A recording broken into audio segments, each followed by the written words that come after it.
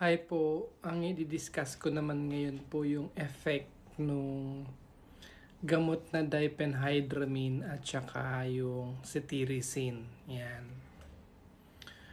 Pareho po yan tinatawag na antihistamine. Karamihan ginagamit yan po sa allergy. Pero ginagamit din po yan sa rhinorrhea. Yung tulo ng tulo yung sipon nyo po, yung watery nasal secretions. So ano po yung pagkakaiba nun dalawa? Yung diphenhydramine po kasi kasama yan dun sa tinatawag na first generation antihistamine. Tapos yun namang cetirizine is second generation antihistamine. So, paano bang action ng mga yan sa body? Doon sa rhinorrhea, yung tulo ng tulo po yung sipon. Diba lagi tayong ganyan, nagkakasakit tayo ng tulo yung sipon sa ilong natin eh.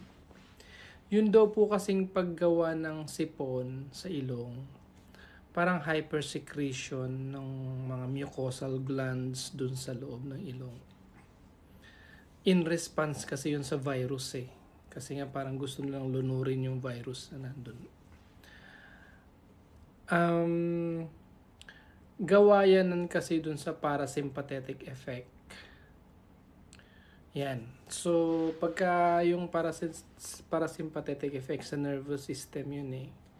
Yung parang na-overstimulate yung mga mucosal glands para maglabas ng watery nasal discharge. So, yun ang iba-block actually ng mga gamot. Yung diphenhydramine po kasi at saka cetirizine, hindi actually yung antihistamine eh. Dun sa rhinorrhea yung pinipigilan. Yung tinatawag po nila na anticholinergic effect nung diphenhydramine at saka yung cetirizine. Actually, yung diphenhydramine ay mas maganda daw po sa rhinorrhea. According to dun sa book namin ha. Babawasan niya yung pagtulo ng sipon mga 25 to 30%. Meaning, mas maganda pa rin daw po yung first generation antihistamine kaysa dun sa mga second generation antihistamine.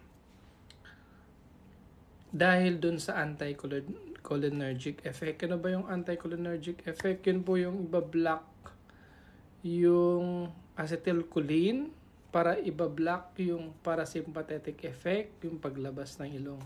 Medyo mahirap pong intindihin, ano? So yun po, ang latest kong namarites, kumbaga in short, mas magandang gamitin yung diphenhydramine sa pagtulo-tulo ng sipon kesa gumamit ng second generation antihistamine na cetirizine. Ayan. Kasi lagi po natin ginagamit yung cetirizine din, ano? Yung diphenhydramine, ang problema naman po doon, pagka less than 2 years old yung pasyente. Yun naman, cetirizine naman, ang problema doon kapag less than 6 months.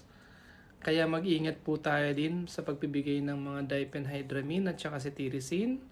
Kasi kapag na-overdose yung baby o yung bata, magkukause yan ng respiratory depression. Yung babagal po yung paghinga nila. Minsan naman, nagkakaroon din daw ng hallucination, sabi sa book ha. Ano ba yung gusto kong sabihin?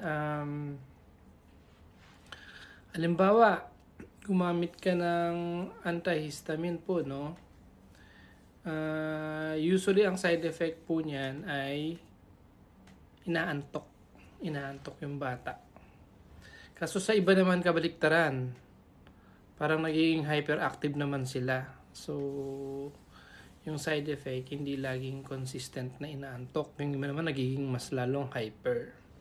So, yung bago po ngayon, yung latest, sa mga sipon or rhinorrhea, yung watery nasal discharge, mas maganda daw pong gumamit ng first generation antihistamine like diphenhydramine kaysa dun sa second generation antihistamine na cetirizine. Yun lang po, sana naintindihan nyo ako. This vlog is not about monetization ha. Gusto ko lang po mag-share. Ang problema kung naintindihan nyo ba hindi. Okay lang po sa akin kahit konti lang pong yung views. Basta na-discuss ko lang po ito at na-share ko. Yun lang importante para sa akin. Thank you for watching and listening po.